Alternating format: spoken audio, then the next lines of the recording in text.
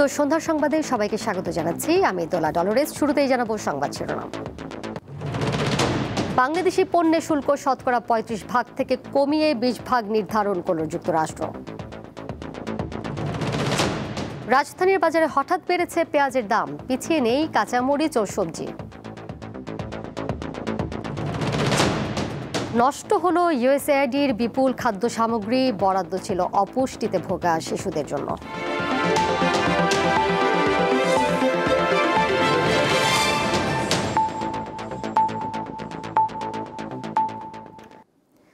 বাংলাদেশ থেকে আমদানি করা পণ্যের উপর ২০% পাল্টা শুল্ক আরোপ করেছে যুক্তরাষ্ট্র। স্থানীয় সময় বৃহস্পতিবার মার্কিন প্রেসিডেন্ট ডোনাল্ড ট্রাম্পের এক নির্বাহী আদেশে নতুন এই হার ঘোষণা করা হয়। যুক্তরাষ্ট্রের সঙ্গে ঐতিহাসিক বাণিজ্য চুক্তি বাংলাদেশের জন্য কূটনৈতিক বিজয় বলে মন্তব্য করেছেন প্রধান উপদেষ্টা ডক্টর মোহাম্মদ ইউনূস। শুক্রবার প্রধান উপদেষ্টার প্রেস উইং থেকে পাঠানো এক বিবৃতিতে এই মন্তব্য করেন তিনি।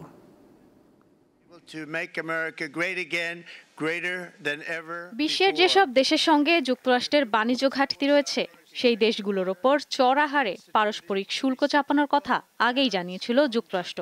এরপর বাংলাদেশ সহ বিভিন্ন দেশের সঙ্গে আলোচনার পর ১ আগস্ট থেকে নয়া শুল্ক নীতি কার্যকরের ঘোষণা দেয় হোয়াইট হাউস। ঘোষিত শুল্ক নীতি অনুযায়ী বাংলাদেশ থেকে আমদানি করা পণ্যের ওপর ২০% পাল্টা শুল্ক আরোপ করেছে যুক্তরাষ্ট্র। সবশেষ বাংলাদেশকে চিঠি দিয়ে ৩৫% পাল্টা শুল্ক আরোপ করেছিল মার্কিন প্রশাসন। সে হিসাবে শুল্ক ১৫% কমিয়ে নতুন হার ঘোষণা করা হয়েছে। ডোনাল্ড ট্রাম্পের নতুন শুল্ক নীতির আগে দেশটিতে বাংলাদেশি পণ্যে গড়ে ১৫% শুল্ক ছিল।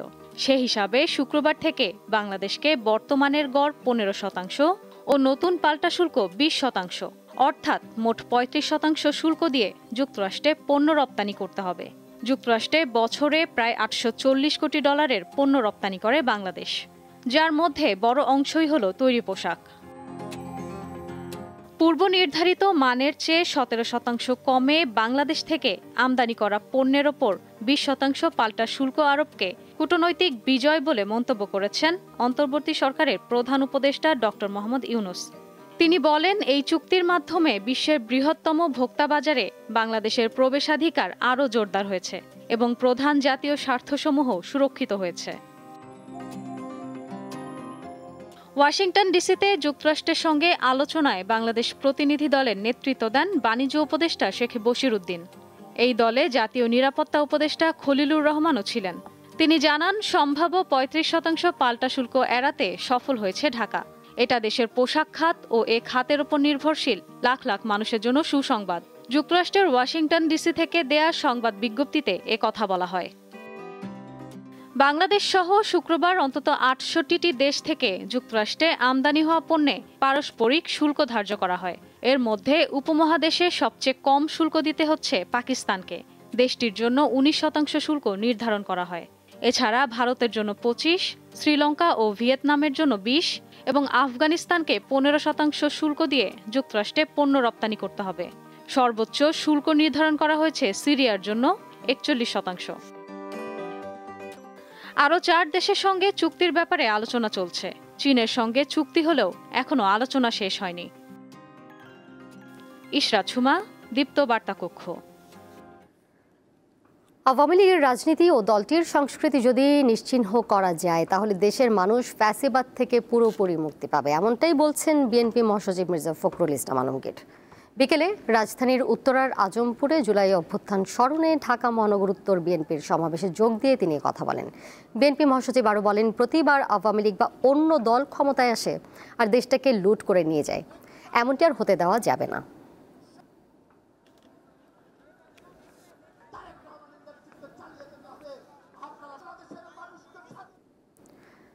আগামী ফেব্রুয়ারিতে জাতীয় নির্বাচনে বিএনপি কোনো বাধা দেখছে না বলে মন্তব্য করেছেন বিএনপির স্থায়ী কমিটির সদস্য নজরুল ইসলাম খান আর রাষ্ট্র গঠনে ঐকমত্যের আশা সালাউদ্দিন আহমেদের। শুক্রবার দুপুরে হাটহাজারী মাদ্রাসা হেফাজতে ইসলামের সাবেক আমির মাওলানা শাহ আহমদ শফির কবর জিয়ারত করেন বিএনপি নেতারা। এই সময় সংশ্লিষ্টদের সাথে সৌজন্য সাক্ষাৎ করেন তারা। পরে সাংবাদিকদের সাথে কথা বলেন বিএনপি নেতারা। এই সময় বিএনপির স্থায়ী কমিটির সদস্য সালাউদ্দিন আহমেদ বলেন, জুলাই সনদ বাস্তবায়নে ৫১টি বাদে বাকি সব সুপারিশে ঐকমত্য কমিশনের সাথে বিএনপির দ্বিমত নেই। পরে নির্বাচন নিয়েও কথা বলেন বিএনপি নেতারা।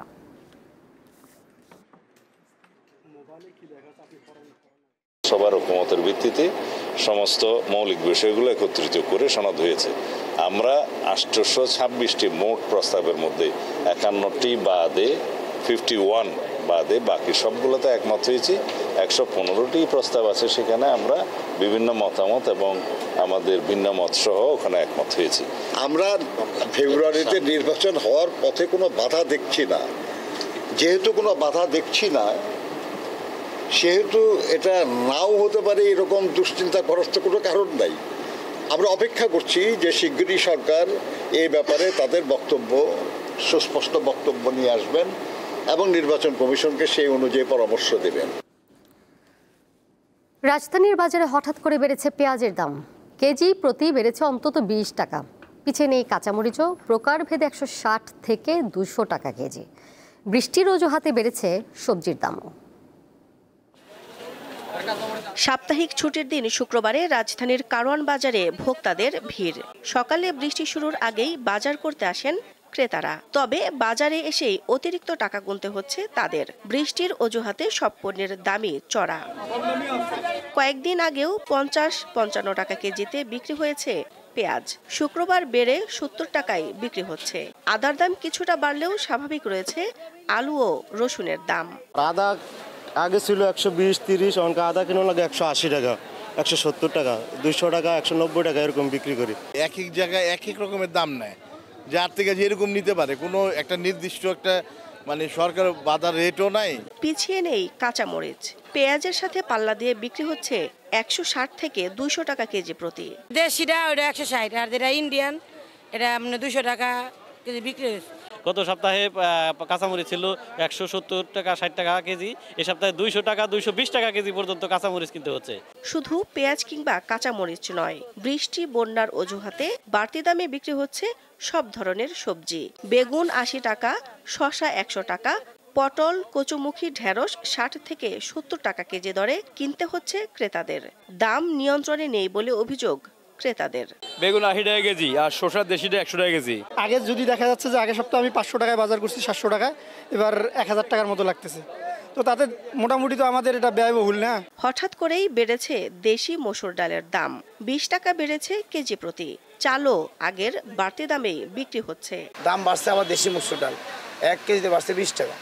দেশি মসুর ডাল ছিল 130, এখন 150 টাকা বিক্রি হতেছে। বাজারে ইলিশ মাছ ওঠায় অন্য মাছের দাম কিছুটা কমেছে, তবে ইলিশের দাম অনেক চড়া। 1 কেজি আকৃতির ইলিশ 2500 টাকায় বিক্রি হচ্ছে। 1 কেজি 200-300 গ্রামেরটা 2500 টাকা কেজি, 1.5 কেজিটা 3000 টাকা কেজি। আমি নিজেও ইলিশ নিতে আসছি, বাট রেট দেখে আজকে নিলাম না। আমি ছোট ছোট মাছ 1000 টাকা করে কেজি যাচ্ছে, যেটা হয়তো 600 টাকা ছিল। বাজারে সবকিছুর দাম ঊর্ধ্বগতির হলেও স্থিতিশীল রয়েছে গরু ও খাসির মাংসের দাম। দিলশা দানি, দীপ্ত সংবাদ, ঢাকা। আফগানিস্তান ও পাকিস্তান সহ বিভিন্ন দেশের অপুষ্টিতে ভোগা শিশুদের জন্য ইউএসএআইডির বরাদ্দ করা বিপুল খাদ্য সামগ্রী ধ্বংস করা হবে, কারণ এগুলো নষ্ট হয়ে গেছে। ট্রাম্প প্রশাসন ইউএসএআইডির কার্যক্রম বন্ধের ঘোষণা দেওয়ায় কোটি কোটি ডলারের খাবার গুদামে পড়েছিল। চলতি বছরের শুরুতে যুক্তরাষ্ট্রের প্রেসিডেন্ট হিসেবে শপথ নিয়েই ডোনাল্ড ট্রাম্প আন্তর্জাতিক উন্নয়ন সংস্থা ইউএসআইডি বন্ধ করার সিদ্ধান্ত নেন। 1 জুলাই থেকে ইউএসএআইডি বৈদেশিক সহায়তা কর্মসূচি আনুষ্ঠানিকভাবে বন্ধ করে দিয়েছে। ফলে এই সংস্থার ত্রাণের খাদ্য সামগ্রী যা মজুদ ছিল তা এখন পড়ে আছে গুদামে। মে মাসে রয়টার্স জানায় 60,000 টনের বেশি খাদ্য সামগ্রী গুদামে আছে। যুক্তরাষ্ট্রের কংগ্রেসকে সহকারী পররাষ্ট্রমন্ত্রী মাইকেল রিগাস সম্প্রতি জানান, দুবাইয়ের একটি গুদামে জুলাইয়ের আগেই এই খাদ্য সামগ্রীর মেয়াদ শেষ হয়ে গেছে। ইউএসআইডির 2টি মেমো এবং সংশ্লিষ্ট সূত্রের বরাতে রয়টার্স জানায়, যুক্তরাষ্ট্রের কর্মকর্তারা জুনের শেষ পর্যন্ত 622 টন বিস্কুট রক্ষা করতে সক্ষম হন, যেগুলো পাঠানো হয় সিরিয়া, বাংলাদেশ ও মিয়ানমারে। কিন্তু বাকি প্রায় $8 লাখ 496 টন বিস্কুট পচে গেছে। আল জাজিরা বলছে, নষ্ট হয়ে যাওয়া খাবার দুবাইয়ের ল্যান্ডফিলে ফেলা হবে অথবা পোড়ানো হবে। এর জন্য খরচ হবে $1 লাখ। এসব খাবারের মধ্যে ছিল পুষ্টি সমৃদ্ধ গমের বিস্কুট। জরুরি পুষ্টির উৎস হিসেবে বিশেষ করে শিশু ও দুর্বল ব্যক্তিদের জন্য এগুলো খুবই প্রয়োজনীয়। ডেমোক্র্যাট সিনেটর বলেন, এই বিষয়টি মার্চে পররাষ্ট্রমন্ত্রী মার্কো রুবিওকে জানানো হয়েছিল। তারপরও কোনো পদক্ষেপ নেয়নি ট্রাম্প প্রশাসন।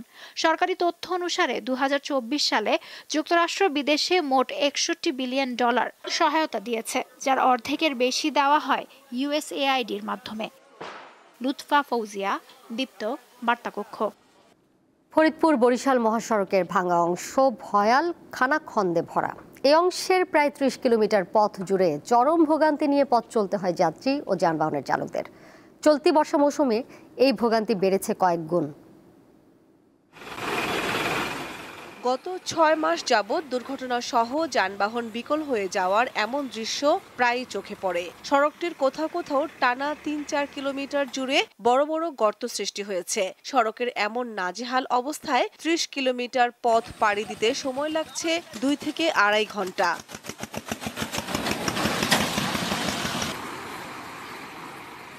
সড়কটির বাখুন্ডা, মহিলা রোড, তালমা ও পুখুরিয়া এলাকার অবস্থা বেশি নাজুক। প্রায়ই এসব গর্তে পড়ে বিকল হয় যানবাহন। এ পথে ঝুঁকি নিয়ে ছুটে চলছে বাস, ট্রাক, লরি, মোটরসাইকেল, ব্যাটারি চালিত যানবাহন সহ 3 হুইলার। কাজ হয় না অনেকদিন, রাস্তাটা খুবই যোগাযোগের মতো অবস্থা নাই। এই রাস্তায় গাড়ি চালানো এমন অবস্থায় হয়েছে যা আমাদের সময় আছে, আমরা 1 ঘন্টা নিয়ে আসছি, এই রাস্তায় সময় লাগতেছে 2 ঘন্টা। রাস্তা হলো জম্মের ভাঙা, বুঝছেন, গাড়ি রিক্স মেলা, গাড়ি কাট হয়ে যায়, মনে করেন পড়ে যায় রিক্স। এই রাস্তায় চলার চেয়ে হাইটা যাওয়া বহুত ভালো। সড়কটি সংস্কারে কার্যকর কোনো উদ্যোগ না দেখা গেলেও ইট বালু দিয়ে খানাখন্দ ভরাটের কাজ করছে সড়ক বিভাগ। এটি মেরামতে 2 প্যাকেজের আওতায় ঠিকাদারের সঙ্গে চুক্তি হয়েছে বলে জানান এই কর্মকর্তা। ইতিমধ্যে ঠিকাদার 2 প্রতিষ্ঠান আমাদের একটা স্ট্যাকেরও গ্রহণ করেছেন। সেখানে তারা মালামাল এবং অন্যান্য যন্ত্রপাতি মোবিলাইজেশন শুরু করেছেন।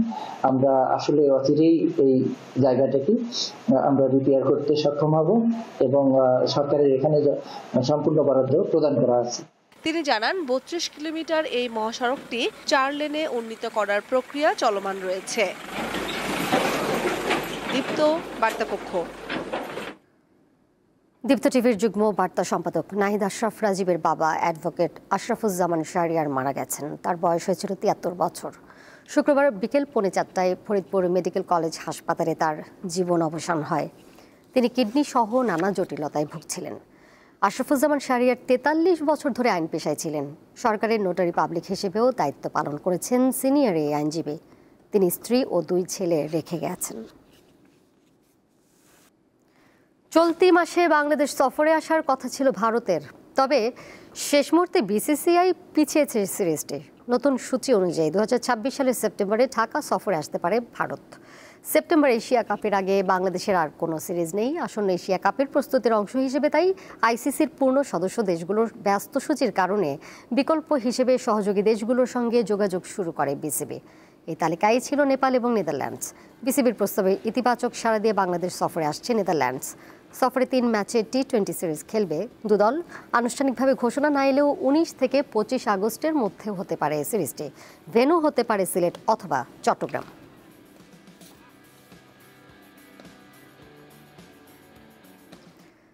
ভুটানের পর এবার অস্ট্রেলিয়ান ফুটবল লিগে খেলার প্রস্তাব পেলেন বাংলাদেশ নারী দলের তারকা ঋতুপর্ণা চাকমা। তবে তার খেলা নির্ভর করছে অনেক যদি কিন্তুর উপর। এশিয়া ও ইউরোপের বেশ কয়েকটি দেশের ক্লাবের সঙ্গে নারীদের খেলা নিয়েও আলোচনা করছে বাংলাদেশ ফুটবল ফেডারেশন। অস্ট্রেলিয়ান যে ক্লাব থেকে খেলার প্রস্তাব পেয়েছেন ঋতুপর্ণা, সেটির নাম আপাতত প্রকাশ করছে না বাফুফে, তবে সেটি অস্ট্রেলিয়ার ন্যাশনাল প্রিমিয়ার লিগ উইমেন্সের একটি ক্লাব। নারী এশিয়ান কাপ আগামী বছর মার্চে হবে অস্ট্রেলিয়াতে। তার আগে এই লিগে ঋতুপর্ণার পাশাপাশি আরও অনেক নারী ফুটবলার খেলতে পারলে তা খেলোয়াড়দের জন্য বাড়তি সুবিধা হয়ে দাঁড়াবে। বাংলাদেশ সামাজিক ও সাংস্কৃতিক কেন্দ্র উম্মা আল কোয়াইনের উদ্যোগে মাইলস্টোন স্কুল অ্যান্ড কলেজে বিমান বিধ্বস্ত ঘটনায় নিহতদের আত্মার মাগফিরাত কামনায় শোক সভা ও দোয়া মাহফিল অনুষ্ঠিত হয়েছে। এ ধরনের ঘটনা আর যেন না হয় সেদিকে সরকারের দৃষ্টি রাখার আহ্বান জানান বক্তারা। সংগঠনের সভাপতি মুজিবুর রহমানের সভাপতিত্বে উপস্থিত ছিলেন সাংগঠনিক সম্পাদক নাহিদ জামান নাসির, সাধারণ সম্পাদক আব্দুল মালেক, যুগ্ম সাধারণ সম্পাদক ওমর ফারুক কপিল, সহ সভাপতি হারুন রশিদ, শামীম আহমেদ, মইনুল ইসলাম ও শামীম উদ্দিন সহ অন্যান্যরা।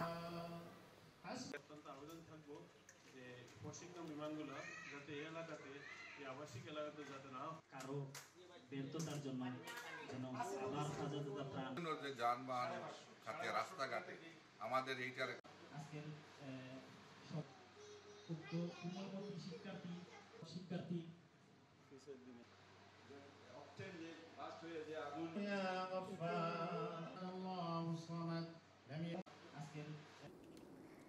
শেষ করব সন্ধ্যার সংবাদ, যাবার আগে শিরোনামগুলো জানিয়ে দেব আরও একবার। বাংলাদেশি পণ্যে শুল্ক শতকরা ৩৫% থেকে কমিয়ে ২০% নির্ধারণ করল যুক্তরাষ্ট্র। রাজধানীর বাজারে হঠাৎ বেড়েছে পেঁয়াজের দাম, পিছিয়ে নেই কাঁচামরিচ ও সবজি। নষ্ট হলো ইউএসএআইডির বিপুল খাদ্য সামগ্রী, বরাদ্দ ছিল অপুষ্টিতে ভোগা শিশুদের জন্য।